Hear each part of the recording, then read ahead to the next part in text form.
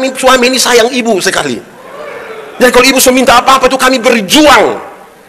Ini suami baru pulang, dia langsung bilang, dorang tetangga saja sudah ada motor baru. Nah, sudah beli. Besok pulang bilang, dorang di sebelah sudah ada sofa baru. Beli. Dorang datang lagi, masa dorang di sebelah sudah ada televisi baru. Beli. Hari Kamis papa pulang, ibu bilang, papa, yo, pak di sebelah sudah ada istri baru. Mau.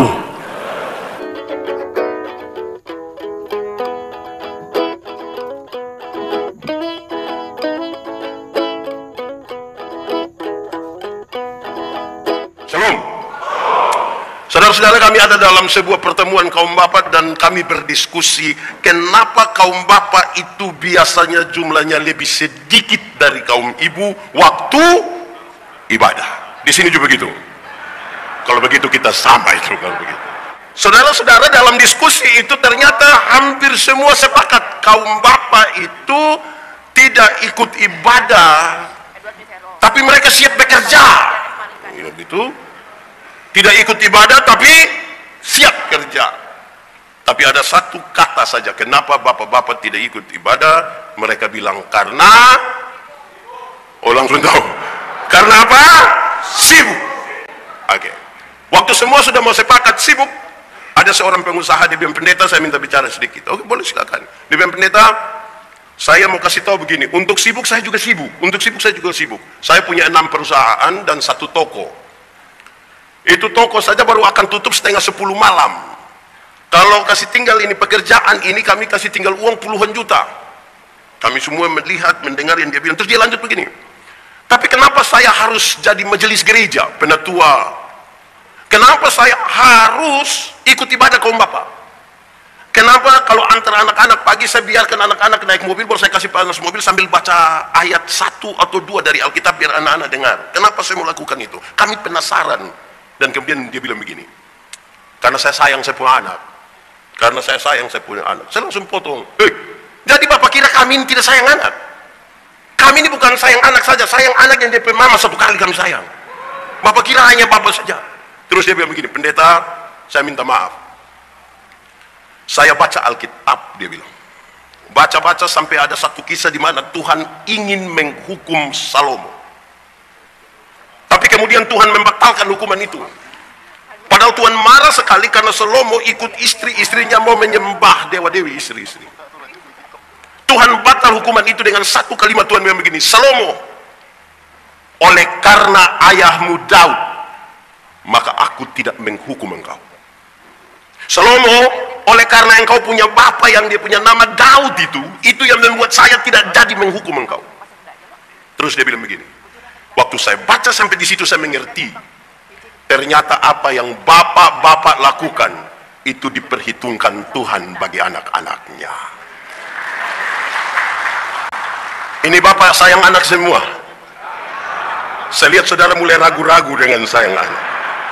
Itu dulu. Baik.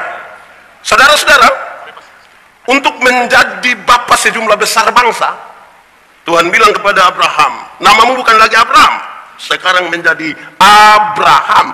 Masa jadi bapa sejumlah besar bangsa, menjadi bapa sejumlah orang beriman, hanya ganti nama, macam murah sekali. Apa memang semurah itu? Jawabannya tidak. Jawabannya tidak. Tapi perubahan nama dari Abraham menjadi Abraham itu sebuah titik balik, sebuah proklamasi bahwa masa lalu tidak bisa dirubah, tapi sekarang masa depan mau dirancang di dalam nama Tuhan. Masa lalu tidak bisa dirubah, tapi sekarang masa depan mau dirancang di dalam nama Tuhan. Karena ada janji Tuhan yang luar biasa di situ. Mari kita pelajari lebih duluan hal-hal ini. 1, Abraham. Setiap kali menyebut nama Abraham, orang tahu kalau Abraham itu orang kaya di kampung. Karena dia orang kaya di kampung, itu pasti tanah luas, punya budak banyak, punya hewan banyak, punya segala macam di sana. Sekarang Tuhan bilang, pergilah ke satu tempat yang akan kutunjukkan kepadamu. Supaya apa? Di tempat baru itu tidak ada tanah 1 jengkal juga.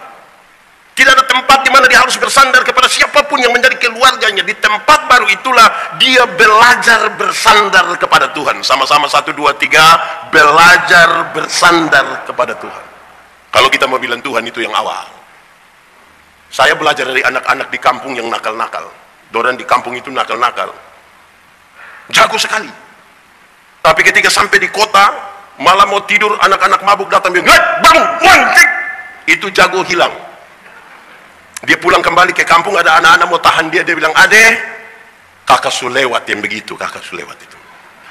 Apa maksudnya? Saudara dengar ini. Makin jauh berjalan dengan Tuhan, baru kita bisa menyadari ternyata kita tidak bisa bersandar pada apa-apa, hanya kepada Tuhan. Saudara, pernah jalan kaki? Kalau saudara jalan kaki, bisa, tapi jaraknya dekat. Karena jarak dekat, kekuatan penuh ada pada kita. Orang lain kita tidak butuh, bahkan Tuhan pun kita tidak butuh, karena dekat. Ibu-ibu bisa pakai high heels tinggi begini. Tapi coba lebih jauh sedikit. Naik motor. Pernah naik motor? Ojek pernah? Kalau itu anak lari ke pasar, dia gas agak kencang sedikit, saya yakin yang di belakang akan bilang, ade, pelan sedikit. Kenapa? Kita punya dada, tidak bisa. Terus itu anak yang bawa motor bilang tidak bisa, ibu hanya bayar 5.000 saja. Memangnya bayar 5.000 kenapa? Kalau bayar 5.000 tidak pakai rem. 10.000 baru pakai rem. Tapi poinnya jelas, makin jauh berjalan, orang mulai rasa takut. Yang jago-jago itu dia belum jalan jauh, masih dekati. Lebih jauh, naik mobil. Pernah naik mobil? Saudara, tadi saya dengar kalau dari Kalimantan Timur ke sini bisa 15 jam gitu. Ada jalan yang berkelok-kelok begini, ada. Adakah saudara pernah duduk di samping sopir itu, dan ketika di jalan belok-belok begitu, yang sopir belum injak rem, saudara yang mau angkat kaki injak begini? Semakin jauh berjalan itu rasa takut mulai ada itu. Pergi ke satu tempat yang akan kutunjukkan kepadamu supaya engkau belajar bersandar kepada Tuhan, karena rasa takut mulai ada. Lebih jauh lagi, naik kapal laut. Pernah? Saudara Pendeta Yandi pernah melayani di wilayah timur, di selatan NTT, di Pulau Sabu. Kami naik ASDP, ikut laut ini naik ASDP, saudara bisa bayangkan betapa rumitnya itu. Kalau musim timur itu berat sekali kalau dia mau pulang dari Sabu ke Kupang. Maju mundur. Yang menarik kalau kami di atas kapal itu, kalau mereka lihat ada pendeta di atas, ada yang datang bilang begini, pendeta, ya kita ibadah. Di darat tidak ibadah, tapi di laut ibadah. Ini soal mati hidup ini. Bahaya. Yang menarik kalau kita ibadah di laut, yang menarik waktu persembahan. Persembahan itu menarik sekali. Kalau kami ibadah di laut itu, waktu persembahan tidak pakai tangguh persembahan yang dari kain kecil-kecil begini, tidak pakai. Pertama karena memang tidak ada. Tapi yang kedua, kami butuh dos yang besar. Kenapa? Ibadah di laut itu, yang bawa tangguh itu datang, yang bawa dos itu datang, itu sekali isi tangan di saku, itu dapat berapa saja. Itu langsung masuk semua, tidak lewat otak, dia dari sini langsung masuk. Karena ancaman di laut, itu dari sini langsung masuk. Beda kalau ibadah di darat, beda kok tidak? Beda, termasuk yang sebentar itu, pasti beda. Kalau kita ibadah di darat itu, yang bawa persembahan itu datang sekali kita isi tangan di saku begini, macam agak lama. Sudah lama lagi baru mata putar 2-3 kali begini. Ini mata macam ada firasat. Terus diambil uang, dia taruh sebagai persembahan, yang bawa persembahan itu selewat baru dia kaget. Aduh, kenapa? Tadi saya isi yang merah. Mata menyesal sekali itu. Makin jauh berjalan. Lebih jauh lagi, naik pesawat. Pernah? Saudara, kalau naik pesawat yang Airbus, yang Boeing itu kan dia terbang kira-kira 36.000 kaki di atas permukaan laut. 36.000 kaki berarti kira-kira 12 km. Itu pesawat belum jatuh kita sudah mati. Belum jatuh dia mati sudah gitu. Dia baru turun sedikit langsung mati. Di 12 km itu kan sudah bisa lepas sabuk pengaman, sudah bisa jalan-jalan sedikit. Tiba-tiba lampu sabuk pengaman itu menyala dan ada suara bilang begini, berhubung karena kita terbang dalam situasi cuaca yang buruk, karena itu kami minta kepada para penumpang segera kembali ke tempat duduk dan seterusnya. Saya mau tanya, waktu ada pengumuman begitu ada yang berani protes? Silakan kembali ke tempat duduk. Mau kembali buat apa? Ada yang berani? Itu jago hilang, Pak. Itu kita akan pulang dengan teratur. Itu kencing juga tunda. Kita duduk begini, ada anak-anak kecil ribut di sebelah, kita bilang, anak doa. Semakin jauh ini. Di ketinggian kira-kira 12 km itu kecepatan pesawat kira-kira 900 km per jam. Kalau kecepatannya 900 km per jam itu berarti Rossi juga kalah. Kalau Rossi saja kalah, apalagi anak-anak ojek di depan, lebih kalah. Di kecepatan itulah ketika pesawat itu tabrak awan, kan dia guncang sedikit. Waktu dia tabrak dan guncang begini, yang di atas pesawat langsung bilang, Yesus. Kalau di darat banyak yang kaget maki. Saya belum pernah dengar ada orang maki di atas pesawat, belum pernah ada. Ada kaum bapak biasa maki? Kumpul uang, beli tiket, suruh berangkat bulan Januari. Paas, hujan angin itu. Saya yakin pula dia rajin ibadah itu. Makin jauh berjalan, engkau belajar bersandar kepada Tuhan. Itu satu dulu. Kedua, Abram. Setiap kali menyebut nama Abram, orang tahu kalau Abram ini suami yang tidak setia. Menunggu lebih dari 20 tahun, istri tidak melahirkan, ini tidak hamil. Dia setuju pada usulan istrinya. Kita sama-sama tahu bahwa budaya mereka patriarki, perempuan tidak bisa atur-atur suami, yang laki-laki atur perempuan boleh. Tapi dalam kisah ini, sepertinya Abram diam-diam saja. Kalau kita dramatisir itu kira-kira begini. Dorang suami istri duduk sama-sama bercerita, terus istrinya bilang begini, Papa mau ada anak tapi mama sudah tua ini. Kalau Papa mau, Papa dengan kita punya pembantu. Saya bayangkan Abraham, dia sambil dia korek-korek dia kuku begini, terus dia bilang, kalau mama rasa itu baik, Papa ikut saja. Mengerikan betul itu. Tapi bapak-bapak di GKS setia semua ini. Tepuk tangan saja kasih bapak-bapak ini. Sekarang dia menjadi Abraham, suami yang menunjukkan kesetiaannya. Bahkan ketika istrinya hamil tua, saudara bayangkan satu ibu hamil tua coba. Umur 75 tahun hamil, coba saudara bayangkan.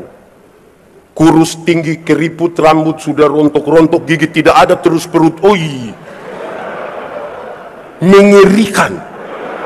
Tapi dia menunjukkan kesetiaan kepada istrinya. Ini Abraham semua atau Abraham? Ada satu waktu seorang istri bilang pada suaminya, Papa sudah tidak setia. Papa sudah berubah. Papa sudah tidak seperti yang dulu lagi. Dia punya suami bilang, tidak seperti yang dulu bagaimana? Papa masih setia. Coba mama bilang, dia bilang dulu, sedikit-sedikit papa ajak mama makan. Dulu sedikit-sedikit papa ajak mama beli pakaian. Dulu sedikit-sedikit papa datang, ya mama tutup mata. Bah. Sekarang papa sudah tidak begitu lagi, papa sudah tidak setia. Terus suaminya bilang begini, Mama, coba mama pikir baik-baik. Nelayan mana? Nelayan mana yang kalau sudah dapat ikan dia masih buang umpan? Istrinya bilang, oh jadi selama ini papa hanya umpan-umpan mama? Jadi selama ini papa pikir mama ikan? Malam pas mau tidur, istrinya masuk kamar, kunci pintu, kasih mati lampu. Suami datang mau buka, tidak bisa. Mama, yo, buka pintu dulu. Tidak. Mama, sudah papa tidur di luar. Mama, kenapa buat papa begini? Kita dua kan suami istri. Kenapa buat papa begini? Kenapa kunci pintu? Istrinya bilang begini, Papa, coba papa pikir baik-baik. Nelayan mana? Nelayan mana yang mau tidur dan dia punya ikan? Kesetiaan itu komitmen sehari demi sehari. Kesetiaan itu komitmen diri orang lain dan melibatkan Tuhan. Dan sekarang dia menjadi Abraham. Ada banyak suami ini yang masih muda rajin gereja. Masih muda belum menikah, jemput pacar bawa ke gereja. Setelah menikah dia malas gereja, dia tidak pergi. Istri pergi sendiri. Pendeta bilang, Bapak, kenapa hari Minggu kasih tinggal istri sendiri pergi ke gereja? Kenapa Bapak tidak pergi? Terus dia bilang begini, Pendeta, waktu pendeta kasih nikah saya dengan istri, kami dua telah menjadi satu. Jadi istri kalau sudah pergi itu sama juga dengan kami sudah pergi. Jadi memangnya kalau istri sudah makan sama dengan suami sudah makan. Saya suka bilang begini, ada satu kalimat saya suka ucapkan, saya bilang begini, masuk surga itu seperti pergi ke WC, tidak bisa diwakilkan. Masing-masing akan pergi sendiri. Tidak mungkin ada yang tanya, Pak mau kemana? WC, saya titip Pak. Tidak bisa, masing-masing pergi sendiri. Tapi istri-istri juga sama. Ibu-ibu ini cantik-cantik datang gereja sendiri. Terus pendeta tanya, ibu mana suami? Terus dia bilang, aduh pendeta tahu sendiri. Sudah tahu suami begini, kenapa ambil resiko? Setia. Ketiga, Abram. Setiap kali menyebut nama Abram, orang tahu kalau Abram itu bapa yang tidak bertanggung jawab. Ismail tidak pernah minta dilahirkan, tidak pernah. Ini kesepakatan antara mereka suami istri. Dan sekarang anak ini belasan tahun, dia setuju ketika istri bilang usir mereka. Ini bapak bagaimana ini? Tidak ada tanggung jawab. Sekarang dia menjadi Abraham. Bapak yang menunjukkan tanggung jawabnya, bahkan ketika dia membawa anaknya sampai di altar di Moria untuk dipersembahkan kepada Tuhan. Ini benar-benar dia menjadi sesuatu yang baru. Saudara, ada satu dua orang tua datang ke saya bilang begini, pendeta, yo, mau ajar bagaimana ini anak dorang. Pukul sudah, marah sudah, ikat sudah, usir sudah. Tapi ini anak terus begini nakal, tidak tahu dia ikut siapa. Saya bilang mau ikut siapa? Kalau bukan ikut dia punya mama, ikut dia punya bapak. Masa ikut saya? Terus saya kasih tahu, Alkitab memberi pesan yang menarik, supaya anak-anakmu jadi baik. Lakukanlah 3 hal ini secara bertanggung jawab. 1, panggil mereka dengan nama yang baik. Sama-sama, 1, 2, 3. Panggil mereka dengan nama yang baik. Nanti mereka jadi baik. Joni, Jenny, Tinu, saya itu pokoknya sebut saja dengan nama yang baik. Nanti mereka jadi baik. Kenapa? Saya tidak tahu di Kalimantan, tapi di banyak daerah masih ada orang tua panggil dia punya anak bilang, "Oi babi." Di Kalimantan ada? Ada juga. Dari resor mana dia itu? Bapak-bapak, jangan panggil anak babi. Pertama karena memang tidak boleh. Yang kedua kalau dia punya anak babi, dia pun bapak.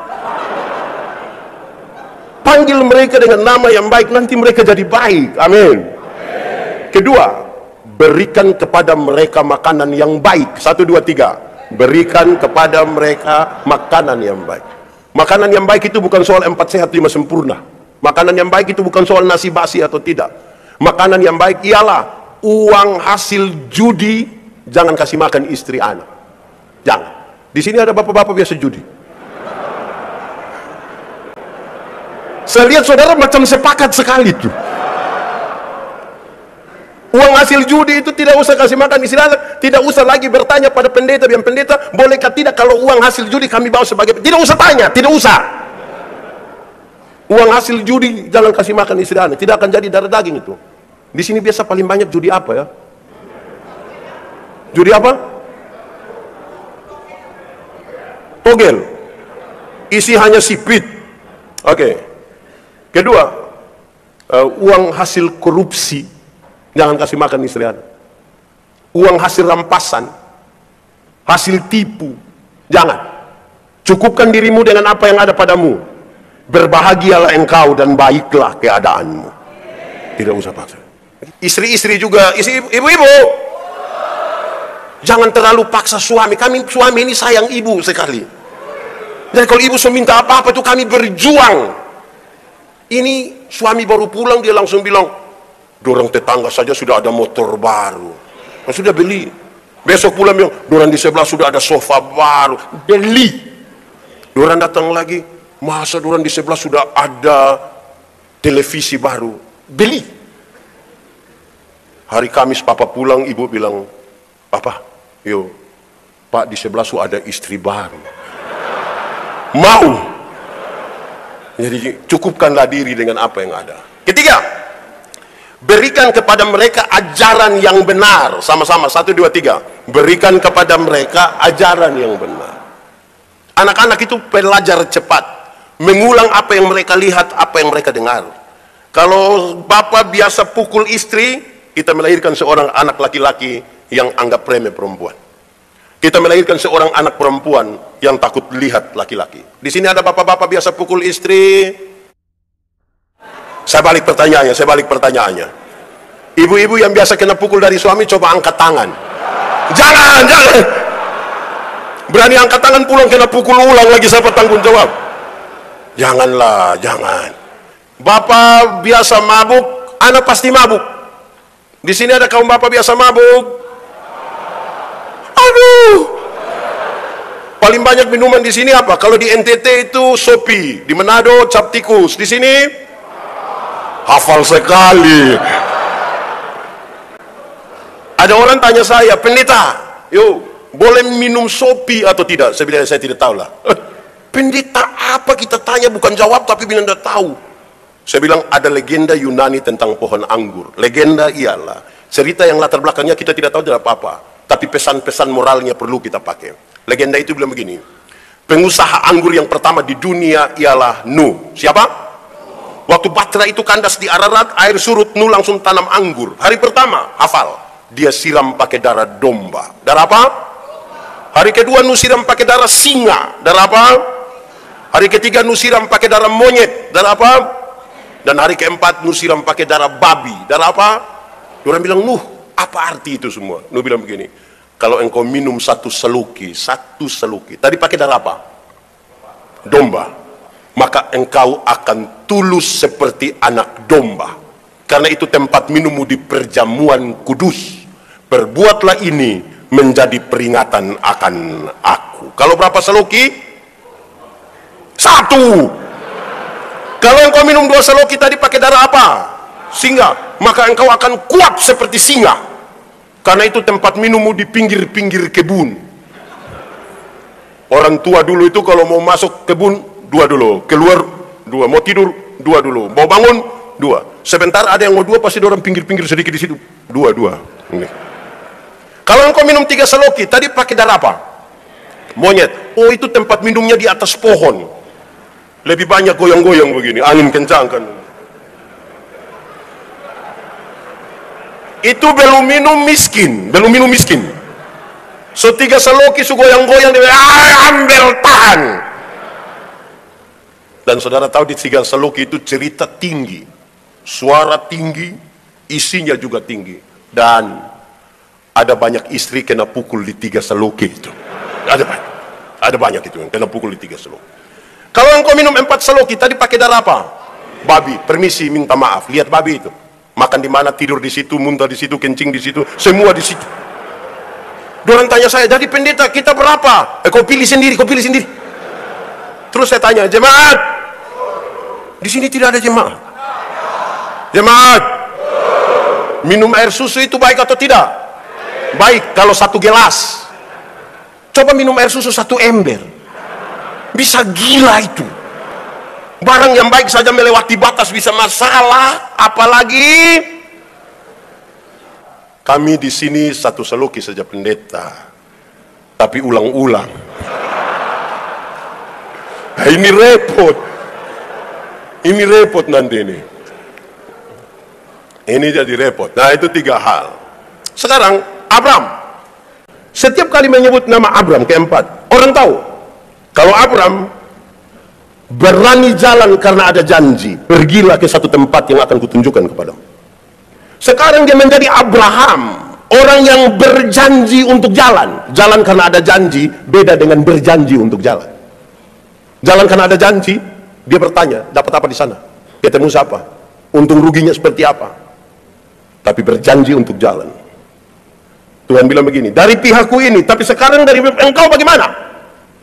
Dia mesti berjanji sekarang untuk jalan apapun yang akan dia hadapi di depan. Sekarang kita berkomitmen, kita mau jalan. Ini panggilan yang menyangkut 2 hal yang serius. Pertama, ini panggilan untuk merendahkan diri.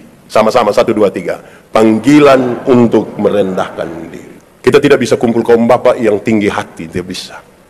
Kita tidak bisa kumpul kaum bapak yang sombong, Yang suka cerita tinggi-tinggi tidak bisa. Ada 3 orang bapak-bapak sama-sama suka pancing ikan, sama-sama suka cerita tinggi. Sombong-sombong begitu toh.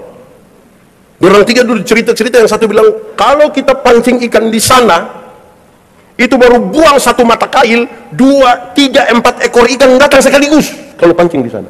Yang satu bilang, itu kurang. Kurang bagaimana? Kalau kita pancing ikan di sana, itu baru buang 1 mata kail, yang 3, 4 ekor ikan tadi bahwa memang dia punya istri anak sekaligus. Yang satu bilang itu kurang. Kurang bagaimana? Kalau kita pancing di sana, itu kita belum buang mata kail, belum buang. Itu ikan-ikan sudah naik bilang, om tolong pancing kita dulu, om tolong. Saudara bayangkan kalau 3 orang ini kita lepas dorang di konsistori 2 minggu, pasti pulang sudah kubunuh itu, pasti sudah kubunuh. Panggilan untuk merendahkan diri. Abraham, engkau cukup jadi bapa, yang akan jadi raja itu orang lain. Engkau datang duluan, engkau dipanggil paling awal, tapi engkau cukup jadi bapa, orang lain yang jadi raja. Ini kedua, panggilan untuk menjadi berkat. Panggilan untuk, oh Tuhan, pakailah hidupku selagi aku masih kuat. Bila bila saatnya nanti ku tak berdaya lagi, hidup ini sudah. Akan ada satu waktu saudara tidak berdaya lagi.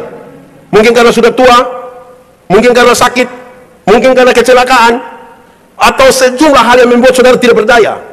Tapi waktu orang periksa data-data saudara, orang bilang, ini bapak ini sudah jadi berkat. Jangan dari berdaya sampai tidak berdaya, tidak pernah jadi apa-apa. Hanya jadi beban.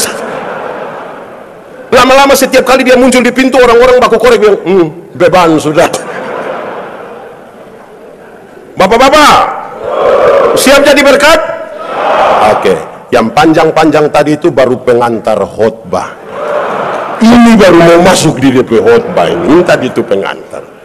Baik, saudara-saudara, saya ingin menyampaikan kita dari pemberitaan ini, karena kita rindu supaya dialah yang alfa, yang omega, dan kaum bapak itu akan berperan aktif dalam pelayanan gereja GKI. 1, Tuhan panggil Abraham yang sudah berganti nama itu. Tuhan panggil Abraham untuk tujuan Tuhan. Sama-sama 1, 2, 3. Untuk tujuan Tuhan. Kita aktif di gereja, kita melakukan apapun hanya untuk tujuan Tuhan. Pendeta, tujuan Tuhan itu apa? Mendatangkan tanda-tanda kerajaan Allah di tengah-tengah dunia. Itu tujuan Tuhan. Tujuan Tuhan itulah yang sekarang kaum bapak GKI dipanggil menyatakan tanda-tanda kerajaan Allah di tengah-tengah dunia, paling tidak dalam wilayah pelayanan GKI di seluruh Republik Indonesia. Saya mau tanya kita, jemaat, surga lebih baik atau dunia lebih baik? Yakin? Aman? Berarti surga lebih baik dari dunia, amin? Kalau begitu siapa mau pergi sekarang? Ada yang mau pergi sekarang? Ada? Belum? Saudara tahu? Belum waktu Tuhan, pendeta. Oh iya, kita belum pergi ke surga yang lebih baik dari dunia, tapi tanda-tanda kerajaan surga sudah harus terjadi di sini, di tempat di mana kita tinggal, di tempat di mana kita bergereja, di tempat di mana kita bekerja. Tanda-tanda kerajaan surga itu sudah ada. Pendeta, tanda kerajaan itu apa? Kerajaan bicara tentang pemerintahan. Kalau di gereja, di rumah, di tempat kerja ada pemerintahan Allah, berarti ada kasih di sana. Karena pemerintahan Allah itu ditegakkan di atas kasih. Ada keberpihakan di sana. Ada peduli, ada kerja keras yang membuat dunia ini mesti damai. Bapak-bapak tidak boleh menjadi sumber masalah dalam gereja. Bapak-bapak tidak boleh jadi sumber persoalan di rumah. Harus ada tanda kerajaan Allah yang terjadi di rumah. Amin kok? Bapak-bapak siap? Siap kalau bunuh ayam, bapak-bapak cukup dapat dia punya kuku. Kadang-kadang sudah bunuh ayam ini, bapak dapat paha, dapat dada. Dia punya anak umur 6 tahun, dapat leher dan kaki. Terus dia punya mama bilang, ini isap-isap enak ade, enak sekali. Kasihan ini. Tidak ada tanda kerajaan di situ. Tidak ada itu tanda penindasan itu. Tidak ada kesejahteraan di situ, tidak ada itu. Bapak-bapak siap berkorban? Bapak-bapak ini dulu waktu masih kuliah itu dia punya kos rapi sekali. Tapi sayang ketika menikah, ibu berangkat untuk pertemuan kaum wanita gereja 2 hari saja. Itu pulang periuk sudah di depan jalan.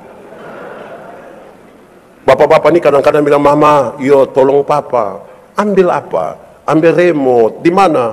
Ini 50 senti. 50 senti. Tanda kerajaan tidak ada itu. Tidak ada itu. Oke. Tuhan panggil untuk tujuan Tuhan.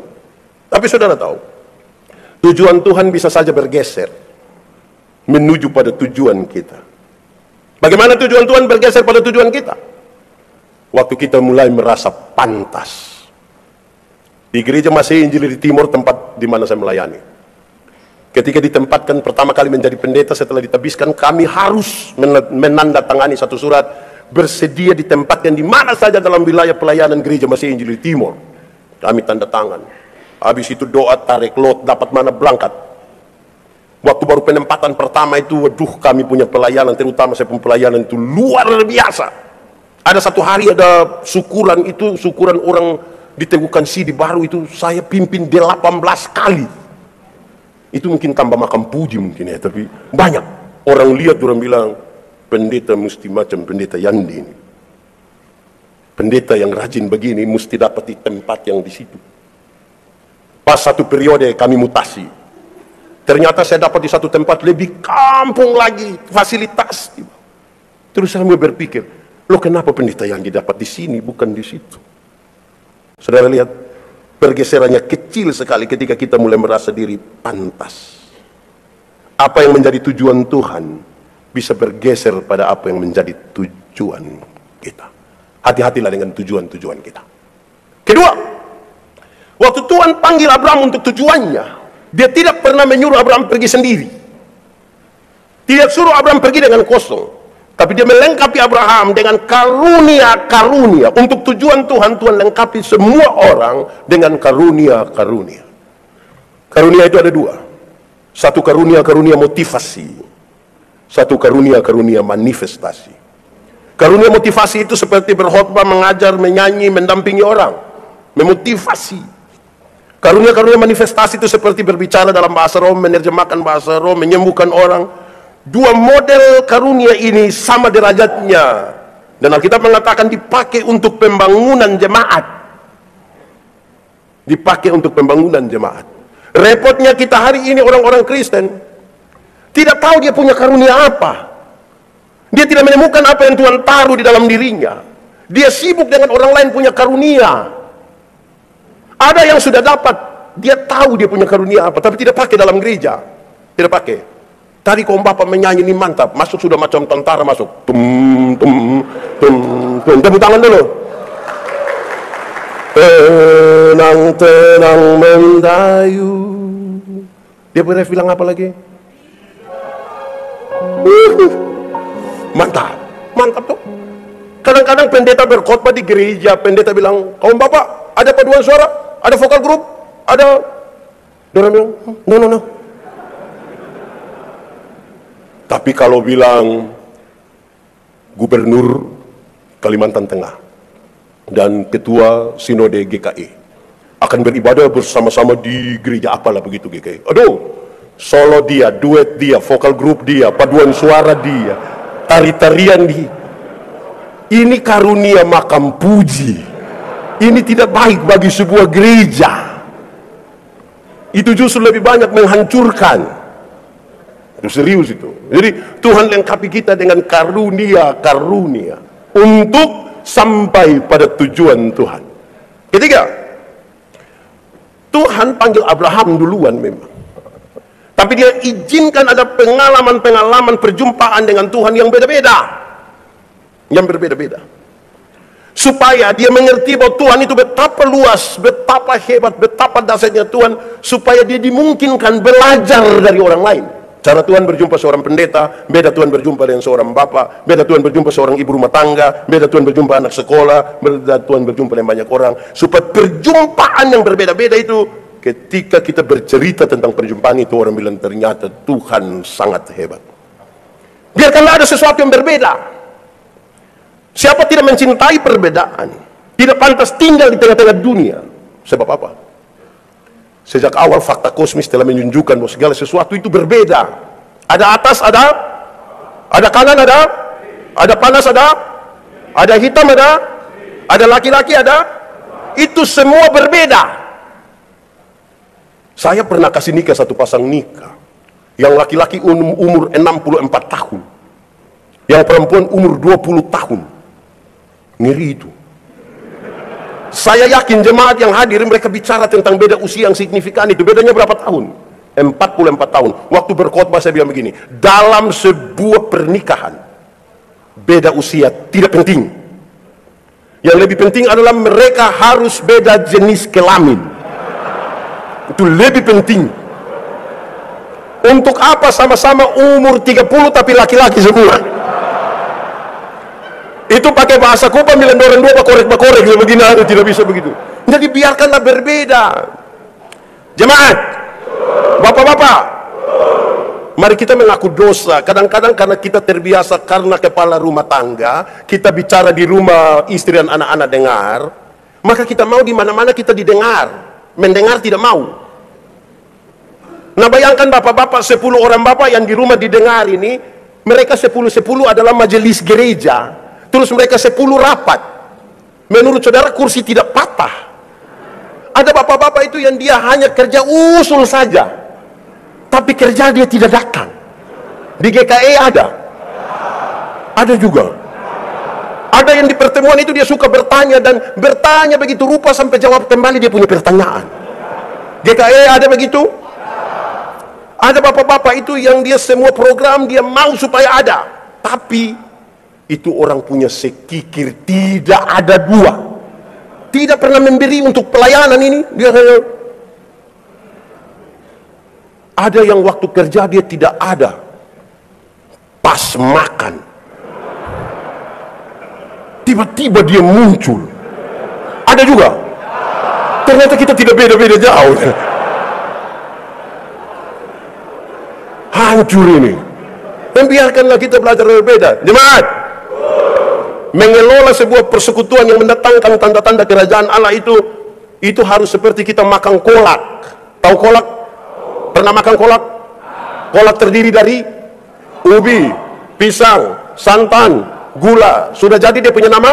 Kolak. Waktu sudah jadi kolak, kita makan pisangnya. Masih rasa pisang atau tidak? Masih. Tapi ada cita rasa baru yang ditambahkan sebagai bagian dari sebuah kebersamaan. Tidak ada upaya untuk saling menghilangkan satu dengan yang lain. Tidak ada. Bisa berkumpul bersama-sama di panci kah, periuk kah, tupperware kah, kan dia bernama kolak. Tetap berkumpul di situ toh. Saya tetap Timur, ada yang Dayak, ada yang Sumatera, ada yang Jawa, ada yang Sula, macam-macam. Tapi kita tidak ada upaya saling menghilangkan satu dengan yang lain, kan? Atau siapa di antara orang GKE yang kalau dia mau makan kolak dia pergi makan ubi di sana, pindah lagi makan pisang di sana, baru pindah dia minum santan di sana, terakhir dia datang duduk di atas kompor di sini. Jangan kelola ini persekutuan ini seperti minum kopi. Tahu kopi? Pernah minum kopi? Mau minum sekarang? Tidak boleh, ada ibadah. Kopi itu terdiri dari apa? Kopi, gula, air. Sudah jadi dia punya nama? Lalu yang lain punya nama? Kopi itu terlalu egois. Kita semua tapi nama mesti dia. Kita semua nama mesti dia. Terlalu bikin diri inti. Tidak bisa begitu. Ini harus menjadi bagian dari kebersamaan. Jemaat, tahu tembok? Pernah lihat tembok? Mana itu tembok? Oh itu. Tembok terdiri dari apa? Semen, pasir, batu, air, besi. Sudah jadi begini, pasir kelihatan. Karena pasir tidak kelihatan, kita sepakat, kita garuk kasih keluar itu pasir. Boleh? dalam sebuah kebersamaan saudara mungkin tidak kelihatan, tapi bukan berarti tidak penting. Dalam sebuah kebersamaan saudara mungkin kelihatan karena badan besar, tapi bukan berarti orang lain tidak penting dalam sebuah kebersamaan. Oke. Berikut, ketiga, satu, tujuan Tuhan. Dua, dilengkapi dengan karunia. Tiga, belajar dari orang lain. Keempat, fokus. Sama-sama, satu, dua, tiga. Dunia ini ada banyak pekerjaan untuk kita dipanggil datang menyatakan tanda-tanda itu, kerajaan. Tapi masing-masing mesti fokus. Ada banyak orang tidak fokus dengan dia punya pekerjaan, kasih tinggal pekerjaannya, dia urus orang lain punya pekerjaan. Dia tidak paham persekutuan. Saya pernah bilang begini, ada sebuah pengalaman dalam sebuah ibadah, saya yang khotbah, ada ribuan orang hadir. Terus waktu sebelum khotbah ada ruang kesaksian. Ada ibu-ibu satu bangun bersaksi bilang begini, ini waktu dia antara tidur atau tidak tidur, malaikat bawa dia ke surga. Ternyata surga itu bagus sekali, dia bilang. Saya bilang, iya pasti bagus. Dia jalan-jalan keliling-keliling surga begitu, terus dia lihat di satu ruangan. Ternyata dalam itu ruangan itu penuh dengan mulut banyak sekali. Dia tanya malaikat, kenapa itu ruangan mulut semua? Terus malaikat bilang, oh itu mulutnya pendeta-pendeta. Hah? Mulut pendeta? Yo, pendeta-pendeta itu khotbahnya bagus, jadi mulutnya masuk surga, tapi kaki tangan ada di neraka. Woi, saya tersinggung betul itu. Saya tersinggung itu. Pas mau khotbah, saya bilang, ibu, kita dua selesaikan perkara tadi dulu. Saya bilang dia, ibu tahu pisau? Dia bilang tahu. Coba ibu ambil pisau, ibu potong ibu punya jari kelingking. Terus waktu darah keluar, ibu bilang begini, kau sudah rasa? Dia bilang tidak bisa. Nah itu, Alkitab kasih gambaran. Kita satu tubuh. Mata karena dia mata, dia tidak lebih penting dari telinga. Kaki tidak lebih penting dari tangan. Masing-masing menjalankan tanggung jawabnya supaya tubuh ini bergerak. Tidak ada yang lebih penting. Saya bilang, ibu, siapa yang malam-malam ketika perut sakit mau pergi ke WC, kaki bilang ke perut, maaf, pergi sendiri? Tidak bisa. Mesti sama-sama. Masing-masing dalam dia punya tugas kan. Alkitab akan mengatakan, kalau jari terluka mata menangis, dan kalau mata menangis tangan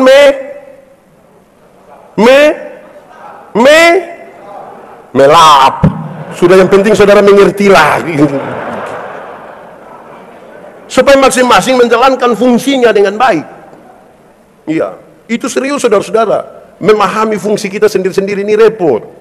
Dan sekarang kan kita mau berperan aktif di situ. Nah, sekarang sudah 4. Kelima, lakukan, kan ini mau jadi berkat ini. Lakukan hal yang berguna. 1, 2, 3. Saya langsung pada contoh saja. Di gereja saya, ini hanya cerita, tidak usah pakai di GKE, tidak usah, karena kita punya pengalaman bergereja berbeda-beda. Tapi lakukan hal yang berguna ini serius. Di gereja tempat saya pimpin, saya bilang, panitia hari raya gerejawi, tidak usah bikin pertandingan voli, tidak usah. Tidak usah bikin tarik tambang, tidak usah. Nanti Karang Taruna yang bikin itu, pemerintah yang bikin itu. Tidak usah. Kau yang paling banyak datang ikut tarik tambang itu, dia tidak pernah ikut gereja. Tidak usah. Lakukan saja hal yang berguna. Berguna, misalnya, lakukan lomba menyanyi kidung jemaat dari nomor 1 sampai nomor 478. Nah, itu berguna. Itu berguna. Tidak usah makan kerupuk di situ, tidak usah. Karena ada jemaat ini, ada jemaat yang kita menyanyi, makin dekat Tuhan kepadamu, walaupun saliblah mengangkat. Ada yang kita menyanyi dia hanya begini,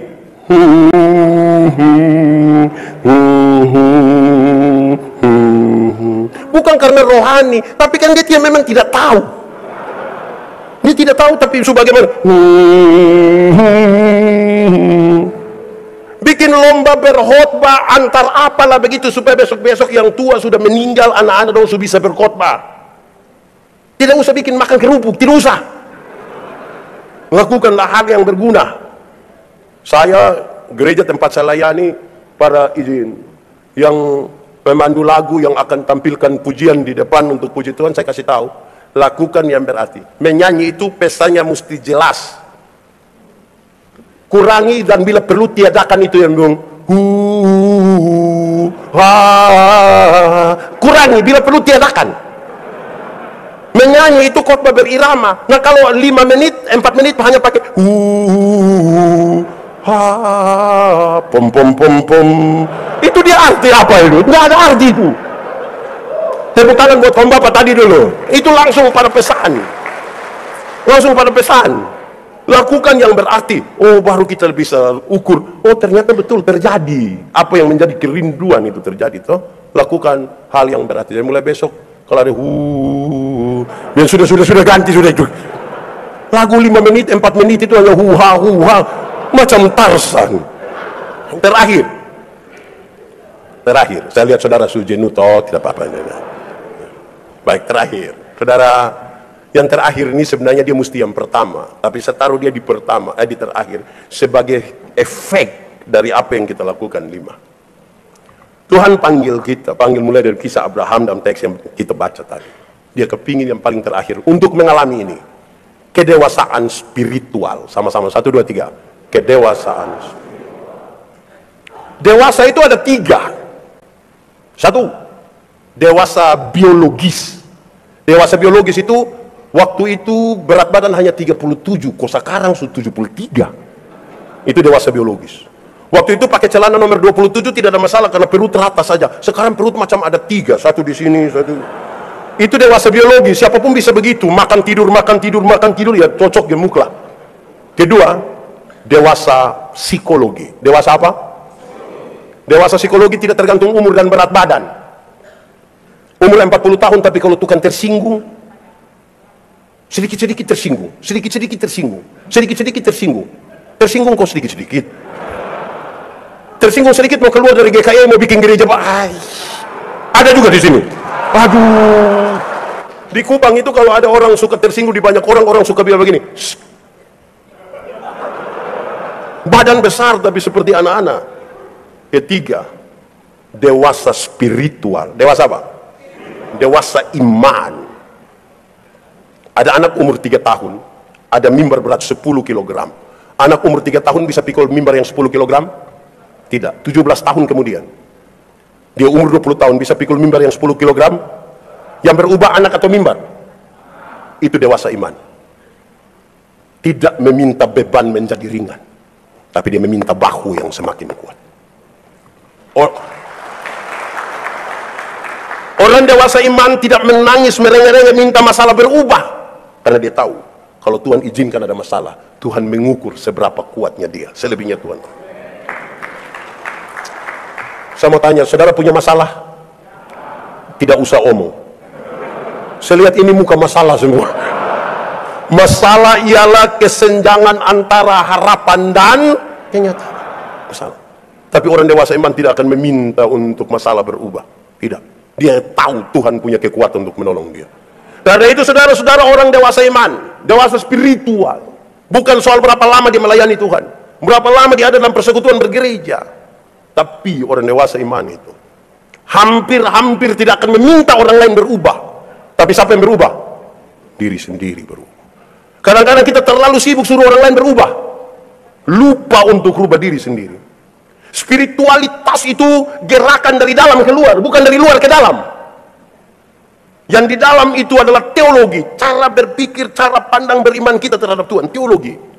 Yang keluar itu adalah etika. Perjumpaan antara teologi dan etika itulah spiritualitas.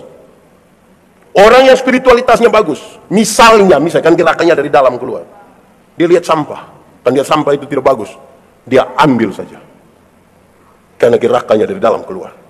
Kalau yang dari luar ke dalam, dia lihat sampah begini, terus dia kasih tahu dia pun teman, pas saya mau ambil engkau foto. Itu bukan spiritualitas, pencitraan. Buanglah pencitraan, bangunlah spiritualitas. Saudara tahu, perusahaan-perusahaan, apalagi kita bicara di Kalimantan. Kalimantan daerah yang sangat kaya, Tuhan sangat memberkati tempat ini. Banyak orang ingin berusaha di sini, banyak perusahaan ada di Kalimantan. Perusahaan-perusahaan yang kerjanya sekuler saja. Dulu-dulu orang cari orang pintar, Evaluasi beberapa waktu ke depan ternyata pintar saja tidak cukup. Orang mesti punya emosi yang baik. Satu tindakan emosional yang tidak terukur menghancurkan seluruh kepintaran. Setelah mereka cari orang yang pintar dan emosi bagus, sekarang orang evaluasi dan temukan ternyata pintar secara intelektual dan emosi yang kuat saya tidak cukup. Dia butuh tambah satu, dia punya kecerdasan spiritualitas yang bagus. Supaya kemudian dia bekerja itu bekerja dengan baik seperti untuk Tuhan dan bukan untuk manusia. Saya mengatakan, kalau itu kita lakukan, saya kira akan sangat bagus. Tidak hanya kelihatan baik. Saya berkhotbah di banyak bank di Indonesia. Saya bilang begini, ini ibu-ibu yang kerja di bank ini cantik-cantik semua. Mau lihat jauh, lihat dekat, tetap orang cantik. Pakai pakaian bagus-bagus lagi. Kerja di ruangan yang ber-AC tertata rapi sekali. Kita pergi bank ini macam kita tidak mau pulang, macam kita mau lihat-lihat orang terus begini. Kita baru naik tangga terakhir dengan santun sekali orang begini. Selamat siang, ada yang bisa kami bantu? Terus saya tanya orang, ibu-ibu, siapa di antara ibu-ibu yang bangun pagi ketika lihat suami pas bangun terus langsung dia bilang, selamat pagi, ada yang bisa kami bantu? Jadi lakukan sesuatu itu memang harus dengan spirit yang kuat supaya tidak sekedar pencitraan. Dua hal pakai contoh dan saya akhiri khotbah ini. Kalau orang tolong kita terus kita bilang terima kasih, itu baik atau tidak? Baik atau tidak? Yakin? Amin. Kalau begitu saya mau tanya, suami-suami yang mana yang pagi-pagi ibu siap sarapan terus dia bilang terima kasih? Boleh angkat tangan?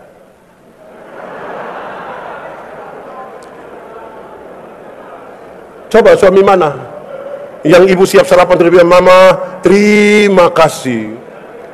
Ini suami-suami ibu bikin sarapan dia tidak terima kasih. Tapi kalau dia pergi di Banjarmasin, pergi di Palangkaraya, makan di warung sudah bayar lagi, terima kasih lagi. Kadang dia janji itu mbak, yuk besok saya datang lagi. Wah, ini dia terlalu.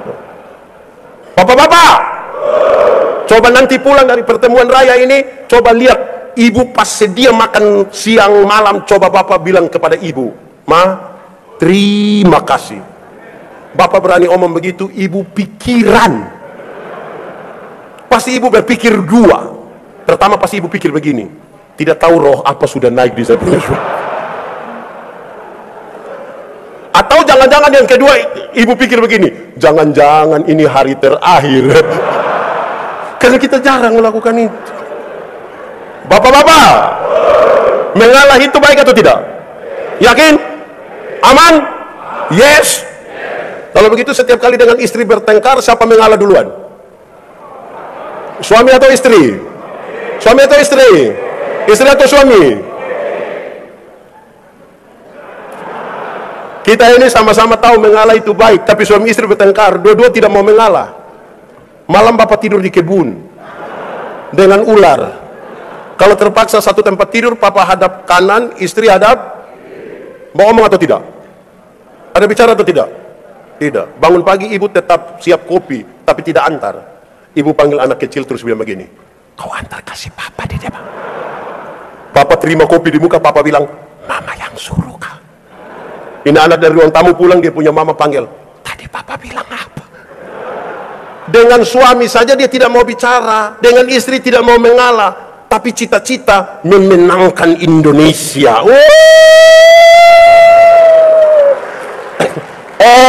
Omong kok. Tuhan memberkati kita.